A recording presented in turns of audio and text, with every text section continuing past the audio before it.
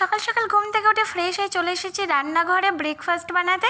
তো আজকে ব্রেকফাস্টটা হবে রুটি, তার সাথে মিষ্টির দোকানের মতো আলু কুমড়ো ছোলার ডালের তরকারি। আমাদের এখানে মিষ্টির দোকানে এই তরকারিটা খুবই ফেমাস। ওইদিকে রুটি বানাচ্ছে আর এইদিকে আমি তরকারিটা বানিয়ে নিলাম। তাহলে চলো খেয়ে আসি। তো খেয়ে দিয়ে এসে এখন দুপুরে রান্না বান্না করবো। এই যে এগুলো হচ্ছে কচুরলতি আর এখানে আছে লোটে মাছ। লোটে মাছ রান্নার আগে একটু লেবু রস আর লবণ মাখিয়ে রাখলে লোটে মাছের যে আষ্টে ভাবটা আছে সেই গন্ধটা আর লাগে না, তার সাথে লোটে মাছের এক্সট্রা জলটা সব বার হয়ে যায়।